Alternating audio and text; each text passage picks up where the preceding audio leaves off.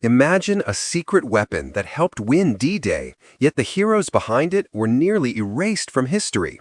We all recognize the iconic images of the Normandy landings, the crashing waves, the screaming engines of landing craft, the sky trembling with Allied aircraft.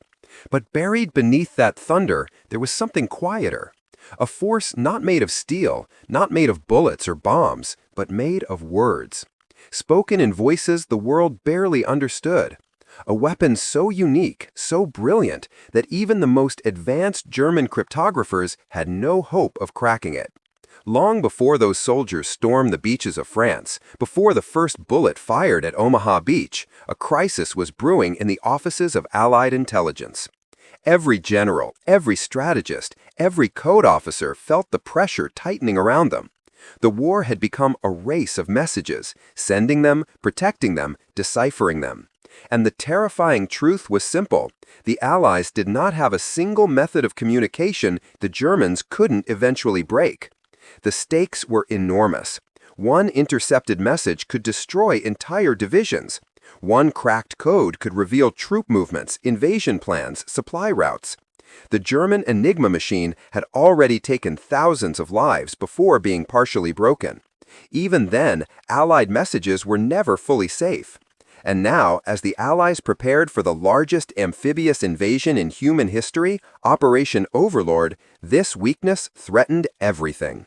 D-Day depended on clean, secure, instant communication. One mistranslated order, one delayed message, one decoded signal, and the entire invasion could collapse before it even began. Intelligence commanders knew it, cryptographers knew it, soldiers on the front lines felt it in their bones. They needed a miracle, something faster than the machines, something that couldn't be cracked, something the enemy wouldn't even understand as a code. Then, from the most unexpected place, came the idea that would change the trajectory of the war. Not from mathematicians, not from scientists, but from the First Nations of America. People whose languages had survived centuries without being written down, codified, or understood outside their tribes. These languages were alive, oral, deeply rooted in tradition, and wildly complex. They were grammatically unique, structurally unpredictable, and nearly impossible for outsiders to interpret. The idea wasn't entirely new. During World War I, Choctaw soldiers had used their language informally to communicate securely. But after the war, the idea simply faded away. No one formalized it, no one expanded it, no one understood the scale of its potential. But in World War II, a new generation of Native American men stepped forward. Comanche, Choctaw, Cherokee, Meskwaki, Navajo, and others. They enlisted, unaware that the languages they grew up speaking would become America's most powerful weapon. Linguists later tried to describe what made these languages so impossible to break. Many had no written form. Many contained sounds German ears had never heard. Some relied on metaphors, contextual phrases, cultural expressions that didn't directly translate to English or any European language. To speak them fluently required childhood immersion. To decode them without that background was nearly impossible. When military officers tested these recruits, the results were astonishing. German codebreakers, men trained to crack the most advanced ciphers in the world, listened to recordings and transcripts and understood absolutely nothing. No patterns, no repetitions, no linguistics to anchor to. Every sentence sounded like a rolling wave of unfamiliar syllables. It was, for all practical purposes, an unbreakable code, born from a living culture. That was the turning point. Suddenly, the U.S. military found itself staring at a solution that existed for centuries, hidden in plain sight, spoken around campfires, passed down from elders to children, carried into war by young men who had no idea the world was about to depend on their voices. These soldiers didn't just speak their languages, they adapted them. They invented new phrases for military terms that didn't exist. A tank might become a turtle. A machine gun might become a sewing machine. Aircraft became eagles. The language wasn't just spoken, it evolved into a code layered inside another code. By early 1944, as the Allied invasion drew closer, these Native American code talkers were quietly trained, tested, and prepared for one of the most dangerous missions of the war. They practiced under simulated battle conditions, relaying messages while explosions thundered around them. They translated maps and coordinates. They memorized entire lists of code words. And all of it was kept secret, even from their own families. When the call for Operation Overlord finally came, they were ready. Ready to step into the deadliest battlefield in modern history, not just as soldiers, but as the invisible thread that would hold the entire invasion together. Their voices, steady, strong, and unbreakable, were about to become the most crucial weapon the Germans never saw coming.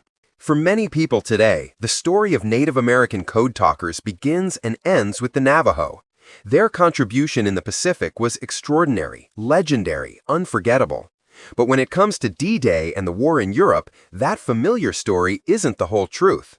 What happened in Normandy was shaped by a much wider chorus of native voices, languages that most Americans have never heard, spoken by warriors who rarely appear in textbooks or documentaries, even though their courage on June 6, 1944, changed the course of the entire war. As the Allies prepared for the invasion of France, commanders quickly realized something important. The Pacific model could not simply be copied and pasted into Europe. The Navajo were already working extensively in the Pacific theater, deeply woven into Marine Corps operations. But Europe had different needs, different terrains, different units, and different challenges. And so the military turned to a range of Native American tribes across the country, men whose languages were even less known, even less documented, and, to the Germans, even more impossible to decipher. The Comanche were among the first chosen.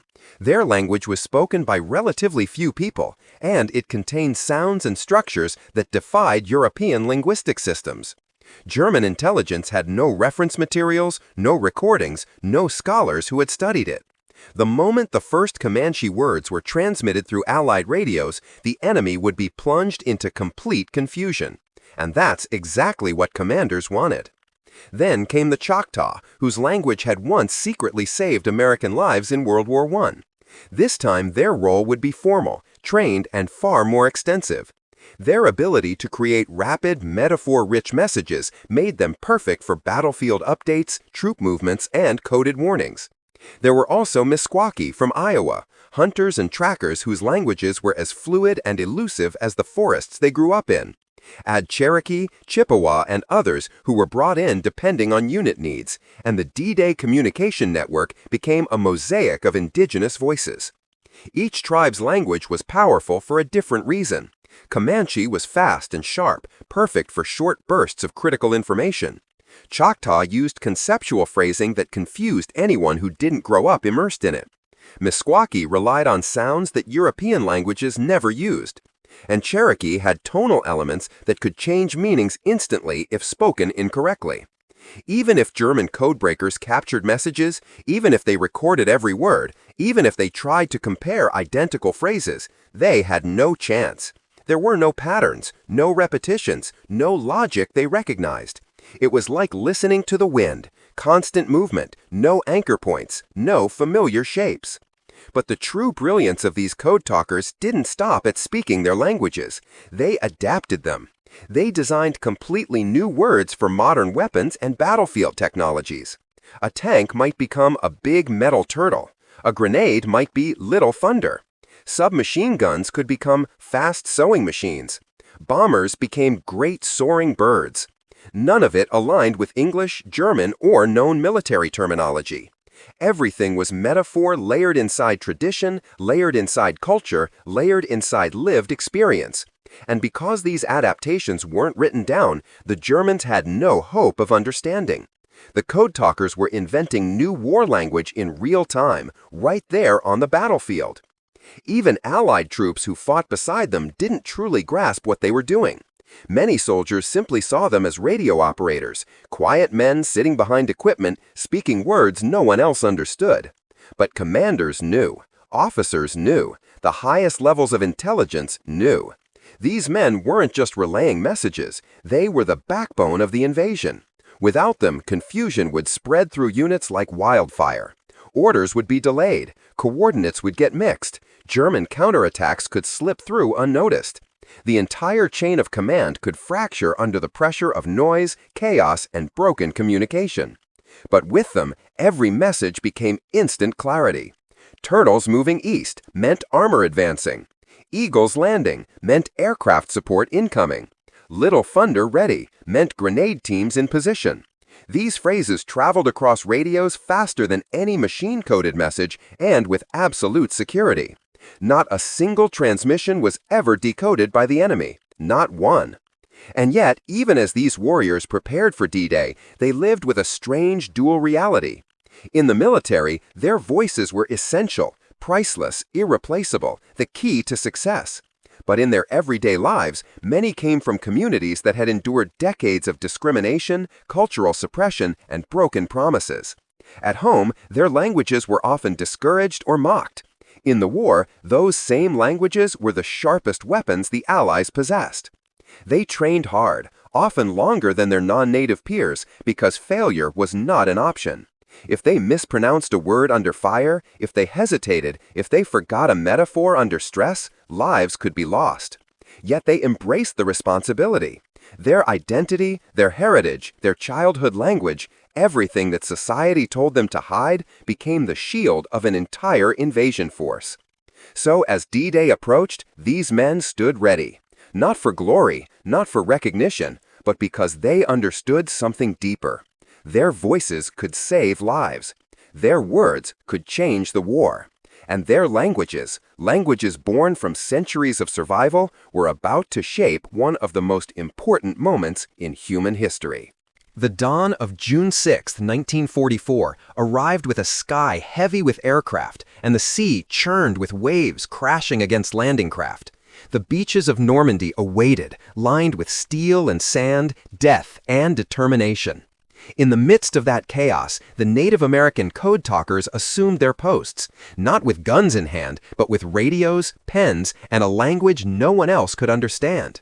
Their mission was simple in description, yet monumental in consequence. Transmit messages, relay orders, and guide the Allied forces without a single word being understood by the enemy.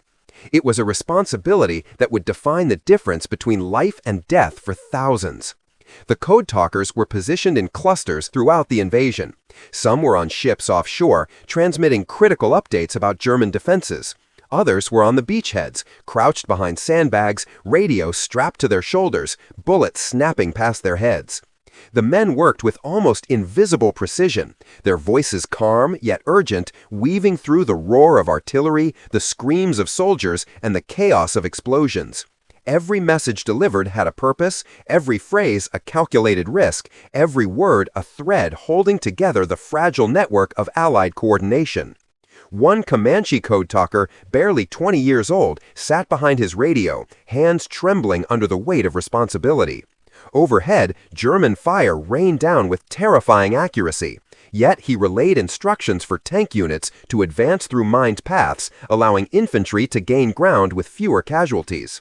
Every syllable he spoke was amplified by the fact that no one listening could ever intercept it. German officers, poring over their own communications intercepts, could only hear gibberish, meaningless sounds without patterns or clues. The invisible shield provided by these voices allowed commanders to maneuver divisions with confidence and speed that would have been impossible otherwise. Meanwhile, Choctaw code talkers managed to relay artillery coordinates to ships offshore, ensuring that naval bombardments struck exactly where needed. Their metaphoric language transformed modern warfare into an unbreakable puzzle, one that their enemies couldn't even begin to solve. Little Thunder to the west might indicate a specific artillery battery, while Eagles to the north might signal air support. Every phrase carried layers of meaning embedded in the cultural context of the language itself, an uncrackable combination of sound, symbol, and tradition. Each code was living, evolving, and instantaneous, a dynamic force that could never be fully recorded or replicated. As the day progressed, the code talkers became the unsung linchpins of the invasion. Messages about reinforcements, flanking movements, enemy positions, and emergency withdrawals all passed through their hands. If a soldier required immediate evacuation, or if a squad needed support from artillery or air, the Code Talkers were the conduit that turned panic into action. They remained calm, steadfast, and resolute, even as chaos swirled around them. They had been trained not only to speak, but to survive under fire while maintaining clarity, speed, and precision in every message. The Germans, despite their best efforts, remained completely blind. They intercepted transmissions but could not decode them. Every attempt to analyze patterns or predict content ended in frustration. Unlike conventional encryption, this code had no algorithm, no formula, no machine to replicate its logic. It was human, living, and unpredictable. The Code Talkers became a psychological weapon as much as a practical one. The mere fact that the enemy could not understand the communications forced them to act with uncertainty, hesitation, and fear. The invisible advantage weighed heavily in the battle of the battle. Even the Allied commanders, while fully aware of the Code Talkers' value, could only partially grasp the magnitude of what was happening in real time. Soldiers moving across the beach, tanks cutting through the surf, paratroopers landing behind enemy lines, all relied on these voices more than any map, any gun, or any strategy. The Code Talkers' work allowed entire units to coordinate seamlessly under conditions where confusion could have meant catastrophic loss of life. By the end of the day, thousands of soldiers survived because the messages were transmitted swiftly, accurately, and securely, imperceptible to German ears. Beyond D-Day, their contribution continued. For weeks and months, Code Talkers maintained communication lines as the Allies advanced across France, coordinating reinforcements, anticipating German counterattacks, and directing artillery with pinpoint precision. Every success, every advance, every survival story bore their silent signature. Their names were seldom recorded, their faces rarely recognized, yet their voices had steered the fate of nations. They carried not just orders, but the trust, hope, and survival of thousands. And yet, even as they carried the weight of victory, the Code Talkers lived with a profound duality. They were indispensable in the field, but overlooked at home. Many returned to communities where prejudice lingered, where their service was undervalued, where the language they spoke to save lives had been historically suppressed. They had fought not only the enemy abroad, but the ignorance and bias at home. Still, they endured. Their courage, their voices, and their unbreakable code became the hidden backbone of one of the most critical moments in human history, a silent testament to skill, heritage, and bravery that would not be fully acknowledged for decades. The battle raged on, and the beaches of Normandy became a symphony of chaos. Explosions ripped through the sand, rifles cracked, and the cries of soldiers echoed across the coastline. Amidst all this, the Native American Code Talkers remained an invisible force, their voices threading through the storm. Each transmission, each carefully chosen syllable, was a lifeline. Every word they spoke carried the weight of strategy, survival, and precision. Their presence was subtle yet indispensable, a silent thread connecting commanders, troops, and reinforcements under conditions no one else could manage. One Comanche Code Talker described the experience as hearing the war through the air, feeling it in your chest, but knowing your words can guide thousands. Their role demanded more than technical skill. It demanded courage, resilience, and the ability to remain calm in the face of overwhelming danger. Messages that might have been simple in English had to be translated, adapted, and transmitted in a way that maintained absolute clarity yet remained unintelligible to the enemy. A single misstep could cost lives, but the Code Talkers delivered flawlessly, time and time again. The Choctaw men, whose ancestors had already played secretive roles in World War I, adapted their own language for a modern battlefield. They invented entirely new terms for weapons, positions, and maneuvers. What might seem like nonsensical words to an outsider were actually lifelines. A radio operator transmitting "rolling thunder" to the west was guiding artillery to precisely where it was needed. Swift birds soaring could signal an incoming airstrike. Hidden shadow ahead might indicate a concealed enemy position. The Germans intercepted some of these transmissions, but they heard only sounds, unintelligible and chaotic. No cipher, no algorithm, no human mind could decipher the layers embedded in each phrase. The code talkers also had to navigate the physical dangers of the battlefield. Radios were bulky and heavy, often exposed to enemy fire. They carried their equipment through shell-pocked terrain, sandbags, and waterlogged landing zones, all while under threat from machine gun nests and sniper fire. Some men were wounded, others had friends killed beside them, yet they never hesitated. Their determination was unwavering because they understood the stakes. The success of the invasion, the lives of their fellow soldiers, and ultimately the liberation of Europe depended on their ability to communicate with unerring precision. Beyond the technical brilliance, the code talkers represented a unique intersection of culture and warfare. Their heritage, their language, their connection to centuries-old traditions became a weapon unlike any other. German intelligence could attempt to monitor, intercept, and record their transmissions, but without the knowledge of the language, the code remained unbreakable. The very survival of these languages, their nuances, and their rhythms became intertwined with the survival of the troops on the ground. Each syllable, each tone, each metaphor carried a power that no artillery, no tank, no gun could replicate. Despite the intensity of the mission, the code talkers' work extended beyond mere words. They maintained morale, offering reassurance and calm in moments of terror. Soldiers who heard the unique cadence of the languages often felt a strange comfort, a reminder that someone was guiding them, protecting them, watching over them.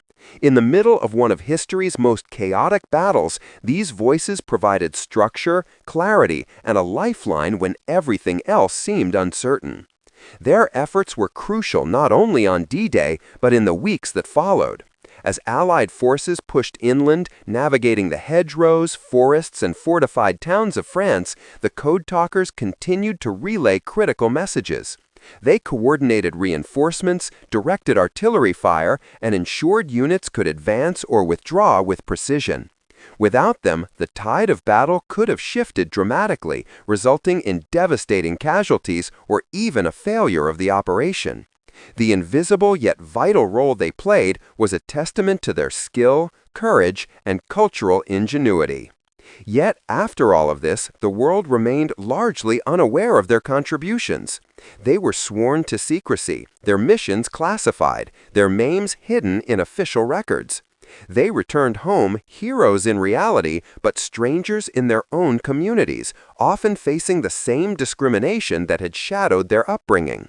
Their service, once vital to the liberation of Europe, became a silent story, waiting decades to be told. Despite the challenges, the code talkers carried themselves with humility, never seeking fame or recognition, focused solely on their duty and the lives they were safeguarding. After D-Day, the role of the Native American code talkers did not end on the beaches of Normandy. Their voices continued to ripple through Europe, guiding Allied troops across forests, towns, and fields, coordinating operations that would ultimately decide the fate of nations. Every transmission carried the weight of responsibility. Every phrase was a lifeline, and every soldier who received their messages owed their survival to the clarity and speed of these unbreakable codes. The war continued, and with it, the relentless pressure on these young men whose identities and languages had become weapons of war. The code talkers were often stationed near the front lines, where the noise of battle threatened to drown out every transmission. Mortars exploded nearby, machine guns fired in bursts, and artillery shells shook the ground beneath them. Yet they spoke with focus and precision. Their task required not only linguistic brilliance, but immense courage. They knew that a single mistake, a hesitation, or a mispronunciation could result in disaster. Yet, despite the chaos, they performed flawlessly. They became the hidden lifeline, the unseen network holding the entire operation together. Commanders depended on them more than any technology, more than any map, more than any single soldier. One Comanche operator, sitting behind his radio as bullets tore past his position, described the moment as surreal. "The world was collapsing around me," he later recalled, "but my words were holding it together." Their transmissions weren't mere repetition of orders. They were carefully coded instructions, adapted in real time, shaped by language, culture, and necessity. Every phrase had multiple layers of meaning. The enemy might hear them, but they could not interpret them. The Germans had no way to crack the codes, no way to anticipate movements, and no understanding of the message's significance. Each transmission was a perfect combination of secrecy and strategy. The Choctaw, Meskwaki, and other tribes added to the complexity. Each language brought unique structures, tonal qualities, and metaphors. Some languages could convey multiple meanings in a single word. Others used phonetically distinct sounds that were impossible to reproduce without fluency. In combination, these languages created a tapestry of communication that was living, evolving, and impossible to replicate. They became a psychological weapon as well as a practical one. The enemy could only guess, hesitate, and fear the unknown as Allied operations advanced with perfect coordination. Beyond their linguistic genius, the Code Talkers faced a paradoxical reality. They fought bravely for a country that had not always treated them fairly. Many of their communities had endured centuries of discrimination, poverty, and forced assimilation. Yet their languages, once suppressed, became the most valuable asset on the battlefield. It was irony and bravery intertwined. They carried their culture into war, turning centuries-old traditions into tools of survival and liberation. In the face of bullets, bombs, and artillery, their heritage became a shield, and their words became swords that cut through chaos. The Code Talkers were often overlooked by the soldiers they protected, who saw them only as radio operators. But military leaders understood their importance. Every coordinated attack, every artillery strike, every advance was routed through these voices. They directed movements, managed logistics, and ensured that units were never isolated. In essence, they became the heartbeat of the invasion, pulsing through the chaos, maintaining order, and saving lives. Some men even risked their own safety to deliver messages personally, crossing open fields under fire to ensure communication lines remained intact. Even as their work secured victories on the battlefield, the Code Talkers lived under a strict code of silence. Their contributions were classified for decades. They returned home without recognition, their families unaware of the extraordinary role their sons and brothers had played. Some were awarded medals and honors years later, but for decades their heroism remained invisible, buried beneath layers of secrecy. They carried their courage quietly, without complaint, knowing that the true reward was the lives they saved, not public acclaim. The legacy of the Code Talkers extends far beyond the war itself. Their ingenuity inspired later developments in military communication and encryption. The principles of their codes influence cryptography, demonstrating that human language, complex, nuanced, and adaptive, could surpass even the most sophisticated machines. Yet the most profound impact of their service lies in their example, the courage to use one's heritage, culture, and intellect to protect others, the willingness to face unimaginable danger while remaining silent about it, and the knowledge that even the quietest voices can shape the course of history. By the time the Allies advanced into Germany, the Code Talkers had already altered the landscape of warfare. They had transformed how messages could be transmitted, understood, and protected. They had turned words into weapons, ideas into shields, and voices that could not be measured by guns or tanks alone. And while the world may have remained unaware of their contributions for decades, the impact of their work was undeniable. Thousands of lives were saved, divisions moved with precision, and the momentum of the invasion never faltered because of the clarity and security their languages provided. As the war in Europe drew closer to its climax, the contributions of the Native American Code Talkers remained as vital as ever, though largely unrecognized. Their languages had become living instruments of strategy, a network of voices that could pierce the chaos of battle with precision and clarity. Soldiers advancing through the forests of France, troops navigating minefields, artillery units coordinating bombardments, all depended on the quiet, unbroken lines of communication these men provided. Every message carried not just tactical information, but the weight of survival, hope, and trust. For the Code Talkers, the stakes were as personal as they were strategic. They carried into battle not only their military duties, but the legacy of their communities, the languages of their ancestors, and the knowledge that failure could mean catastrophe. The irony was profound. A culture once marginalized, discouraged, and suppressed became the very tool that could protect thousands of lives. Their heritage, their childhood voices, became weapons sharper than any blade, more precise than any artillery strike, and more reliable than any machine code. In a war defined by chaos and destruction, their words brought order, coordination, and life-saving clarity. Many of these men operated under conditions that would have tested the courage of any soldier.